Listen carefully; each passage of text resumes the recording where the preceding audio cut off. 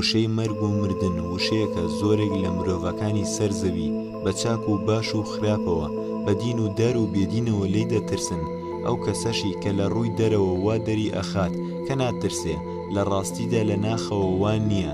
مردن حاڵەتێکە دێت بەسەر هەموو بوونەوەر و زیندەوەرێک، بەڵام مردن لە مرۆڤدا جیاوازە بەراورد بە هەموو بوونەوەر و زیندەوەرەکانی گردوون، چونکە پێکاتەی مرۆڤ و سیستەمەکانی لەشی و کار و کردداری لە هەموو بوونەوەرێکی تر جیاوازترە. وشەی مردن گەورەترین بربەست و تەنگ و چەڵەمەیە لە بەردەم مرۆڤەکاندا لە دێر زەمانەوە، هەر لە منداڵیەوە تا کۆتا کاتەکانی ژیانی پیربوونی دەزانێت دەمرێت و ئەبێ ئەو کارە جێبەجێ بکرێت، بەڵام نازانێت چۆن و کەی و بەچی. بە تایبەتی لای ئەو کەسانەی باوەڕیان بەبوونی ڕۆح نییە و بەشتێکی درۆینە و دروستکراوی دەزانن.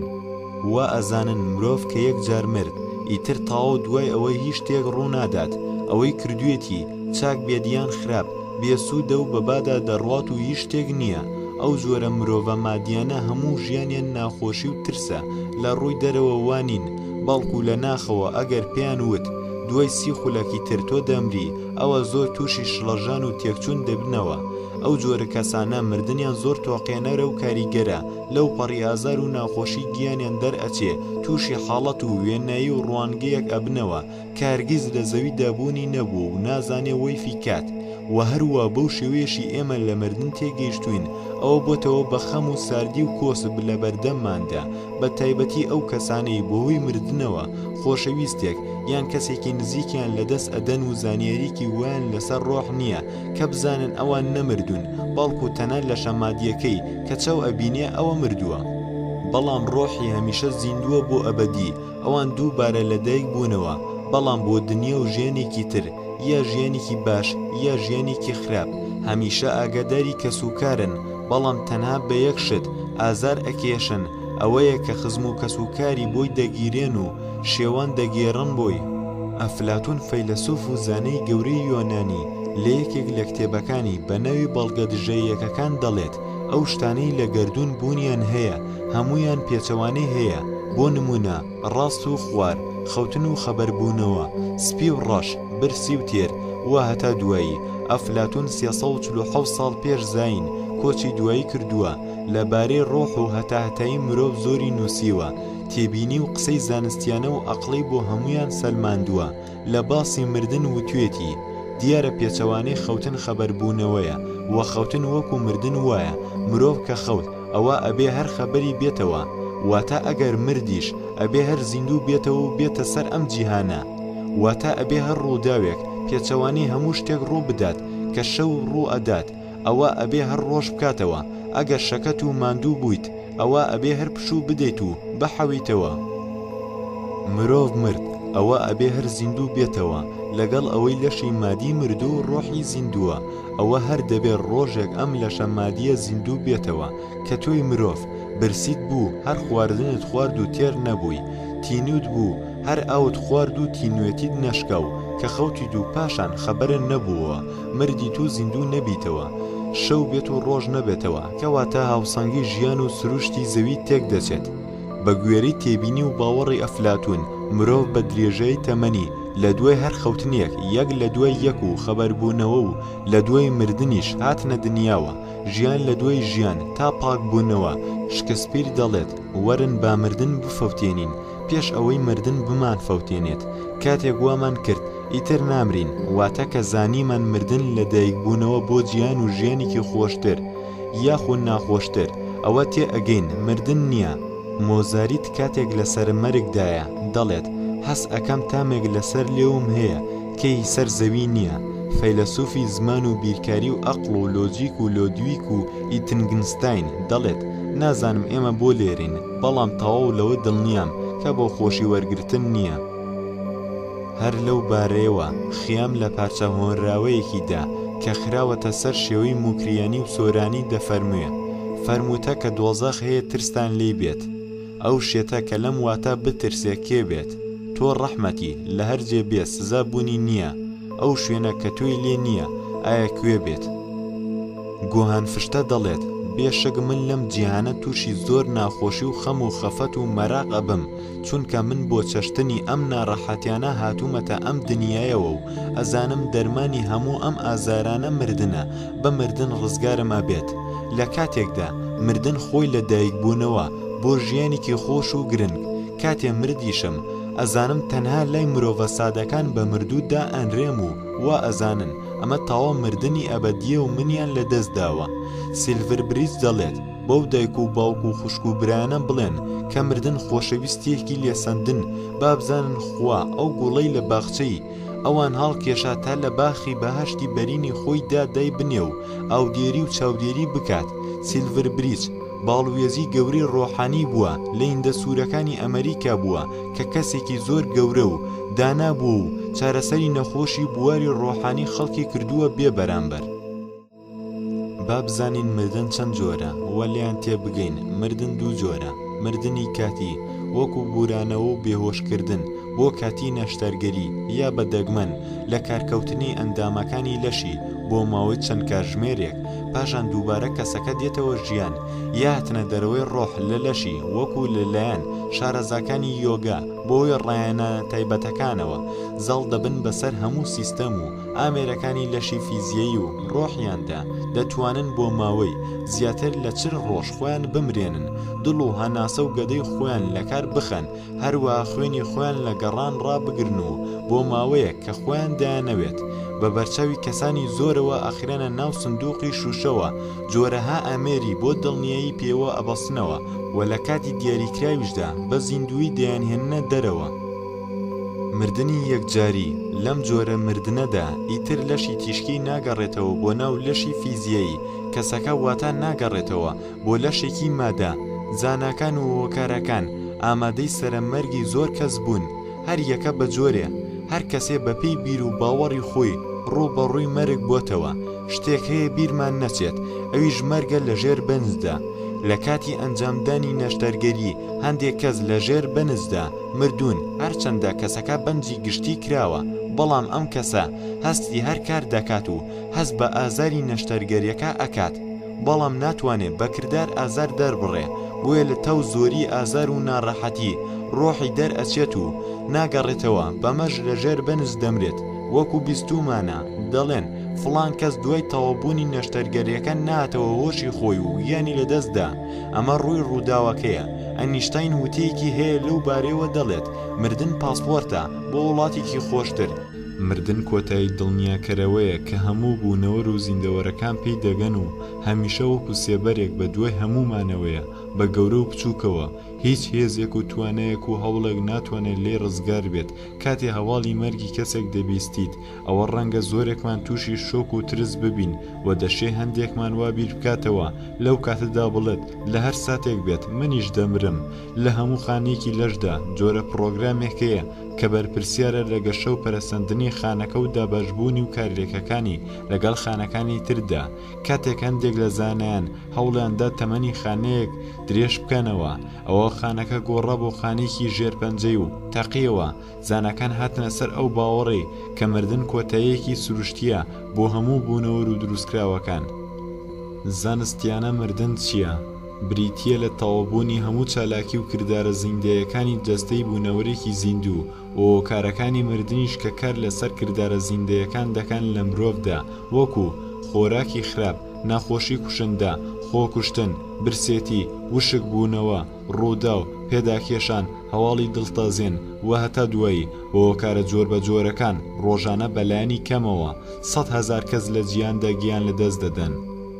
نیشانەکانی مردنی زیندەیی: وەستانی هەناسە و وەستانی دڵ لە لێدان دەکەوێت، گۆڕانی ڕەنگی پێس لە دوای 15 بۆ 120 خولەک پاش مردن کە خوێن تووشی کۆبوونەوە دەبێت لە جەستەتدا، نزمبوونەوەی پلەی گەرمی جەستە و ساربوونەوە، دروستبوونی بۆنێکی ناخۆش وەک بۆگەنبوون، تا ڕادەیەکیش جەستەی کەسەکە قورس دەبێت.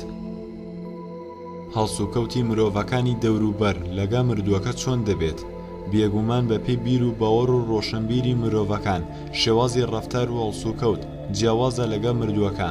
لە کاتی مردن و پاش مردن لە باوەڕی مەسیحیدا باوەڕ وایە چارەنووسی مرۆڤ دیاری دەکرێت پاش دادگەیکردن و لێپرسینەوە پاشان بەپێی کردەوەکانی باش یا دۆزەخی بۆ دیاری دەکرێت. ئەمەش ڕوودەدات لە ڕۆژی زیندووبوونەوە و دادگایکردنی مرۆڤەکان لەلایەن خوا. شێوازی کفنکردن و لە گۆڕنانانی مردووەکان لای مەسیحیەکان جیاوازە پلەبەندی بۆ کەسەکە دەکرێت و لە ژیاندا چۆن بوو و شێوازی گۆڕەکەی چۆن بێت و وە هەتا دوایی. بیر و باوەڕی مسلمانەکانیش لە ڕووی هەڵسوکەوت و ڕەفتار لەگە مردووەکە نزیکە لە مەسیحیەوە، بەڵام بیر و باوەڕی مسلمانەکان بۆ ڕۆژی زیندووبوونەوە ژیانی دوای مردن و دادگایکردن تا ڕادەیەک زۆر تۆختر و جەخت کراوەیە و شێوازی مەراسیم و نوێشکردن لەسەر مردووەکە تا ڕادەیەک جیاوازە لە مەسیحی. لەگەڵ ئەوەش کفنکردن و لە گۆڕنانانی مردووەکان لای مسلمانان جیاوازە لە مەسیحیەکان، بە تایبەتی شۆرنی جەستەکە. هیندۆسەکان باوەڕی بەهێزیان بە نەسەخبوونەوە و گوازرانەوەی ڕۆح هەیە. چارەنووسی مرۆڤ دوای مردن دیاری دەکرێت لەسەر بنەمای کردارەکانی لە ژیاندا. ئەگەر کردەوە و کاری زۆر خراپی کردبوو ئەوە دەچێتە گیانێکی زۆر نزمەوە و بە پێچەوانەشەوە. ڕاستە هیندۆسەکان جەستەی مردووەکانیان نانێژن بەڵکو دەیان سووتێنن، ئەمە وەکو شۆرنەوەی وایە، بەڵام جیاوازە لە بیر و باوەڕەکانی تر و زۆرێکیشیان پێیان وایە دوای سووتاندنی جەستەی مردووەکە ئەوە تاوانی لەسەر نامێنێت. پاش 3 ڕۆژ بۆ 10 ڕۆژ خۆڵەمێشی جەستەی مردووەکە کۆ دەکرێتەوە. لە یەهودیدا مردن کارەسان نییە و غەمباری کەمی بۆ دەردەبڕێت، واتە گەر مردووەکەش لە سەرەتاکانی تەمەنی بوو بێت یان گەنج بوو بێت، بەڵام ئەوانیش باوەڕیان بە ژیانی دوای مردن هەیە و پێیان وایە بەپێی کار و کردەوە باشەکانی کەسەکە ئەوە لە ژیانەکانی تر خەڵات دەکرێت و پاشان بەخۆشی دەژی بۆ هەتا هەتایە. بەڵام کەش و مەراسیمی کفنکردن و لە گۆڕنانانی مردوو لە یەهودیش جیاوازە. مەرگی کەسی هەژار جیاواز نییە لە مەرگی کەسی خانەدان. لەگەڵ ئەوەش پێش لە گۆڕنانانی جەستەکە ئەوە تا کاتێکی دیاری کراو بە تەنها جێی نایڵن، بەڵکو چەند کەسێکی لە دەور دەبێت وەکو پاسەوانی و هیچ خواردنێک ناخۆن و ناخۆنەوە وەکو ڕێزگرتنێک لە مردووەکە، چونکە گەر ئەویان کرد ئەوە وەکو سوکاتیکردن وایە بە جەستەکە. مردن و زانستی دەرونی زاناکانی دەروونزانی کاریگەری خۆیان هەبوو لە داڕشتنی بیردۆزەکان سەبارەت بەو حاڵەت و مەوقیفانەی کە مرۆڤی تێدەکەوێت لە کاتی مردندا. بەڕای زانا فرۆید پێی وابوو مردن وەکو ڕێک ڕواوە لە ئارەزووی مرۆڤدا لە گەڕانەوە بۆ ئەو مادەیی کە هەمومانی لێوە هاتووە. لەگەڵ ئەوەی ئەوان هەست بە ژیانی هەتاتایی دەکەن و لەگەڵ ئەوەش فرۆید باوەڕی وابوو ئەستەمە مرۆڤ تیۆری مردن بکات و لێی تێبگات، بەڵام فرۆید لەسەر بیرۆکەی عەریزەی مردن بوو یاخود فێنتۆس بە شێوەیەک پێی وابوو ئەم عەریزەیە هێزێکی نێگەتیڤ و لە ناوبەرە.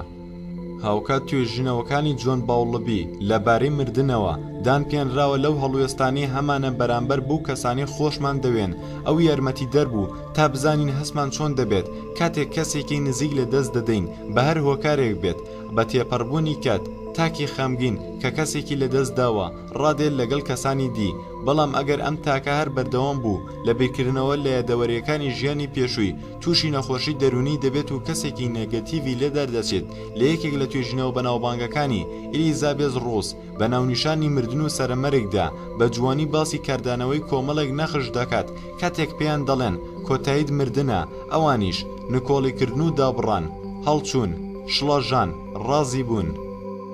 مەرگ و هونەر لەگەڵ ئەوەی مردن شتێکی دوورە لە هونەر و تازەگەری یا بەرجەستەکردن و پێشاندانانی دیمەنێکی جوان، بەڵام هونەرمەندان توانیویانە بیرۆکەی هونەری سەرنجڕاکێش جێبەجێ بکەن.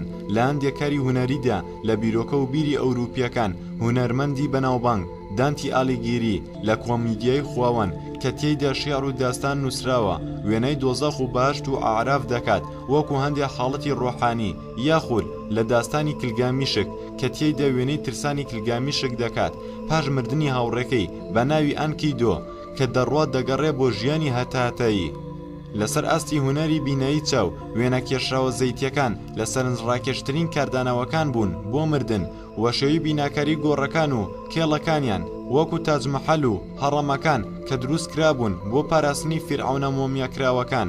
و هەروەها ئەم هونەرە کێشراوانە باڵیان بەسەر بیرۆکەی فیلمەکانیشدا کێشا بوو وەکو فیلمی The Faun.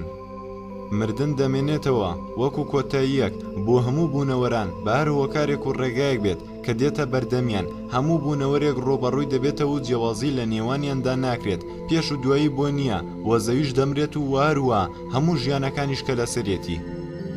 مردن چییە؟ هەندێک دەڵێن کە ئەوە تاکە ڕاستی ژیانە، و هەندێکی تریش دەڵێن کە ئەمە کۆتایی ڕێگایە، و هەندێکی تر هەوڵ دەدەن پێناسەی بکەن بەوەی سەرەتای حەقیقەتە لە واقعیشدا هەرچەندە وتە زۆر بێت لەسەر دەستەواژەی مردن.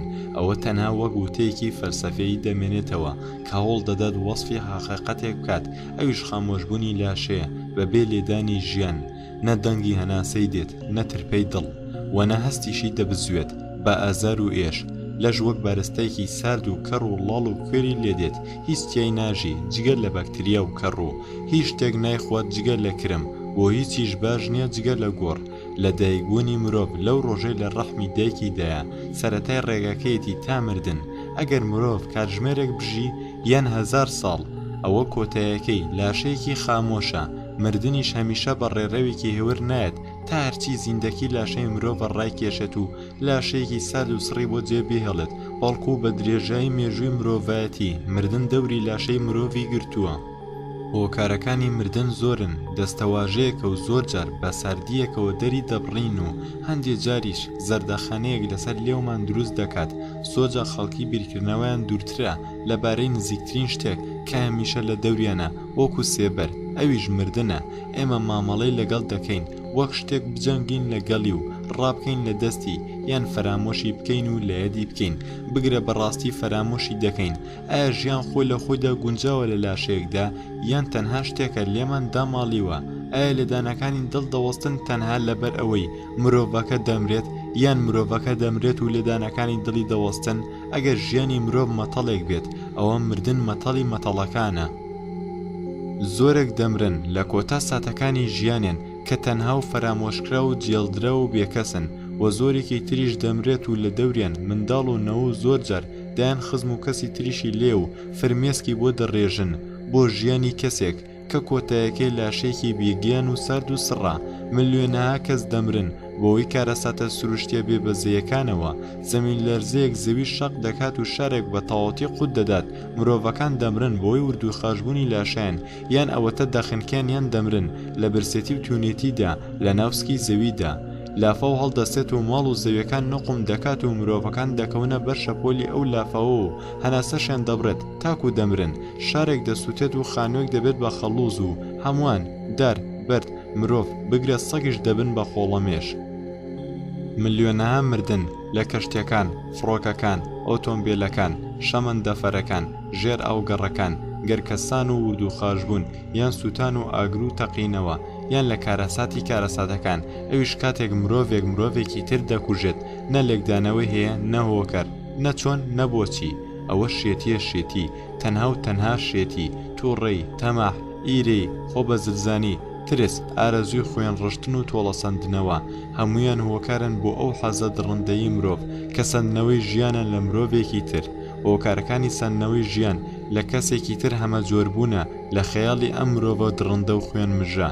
فیشەک، تۆپ و گاز و سووتان و ژەهر و چەق و تیر و شیر و شمشێر و ڕم، ئەمانە هەمووی کەرەستەی مرۆڤ کوژن.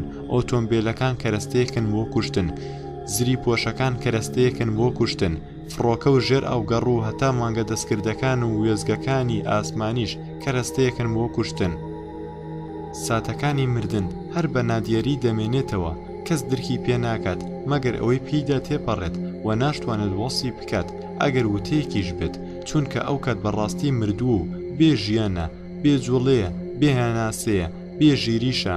ڕۆژانێک تێدەپەڕێنێت لە هاوار و ناڵە، چاوەکانی داناخرێن، هەناسەدانیشی خێرا دەبێت، ئازار و ئێش هۆشی ناهێڵێت و هاوار و ناڵەشی تاو دەبێت.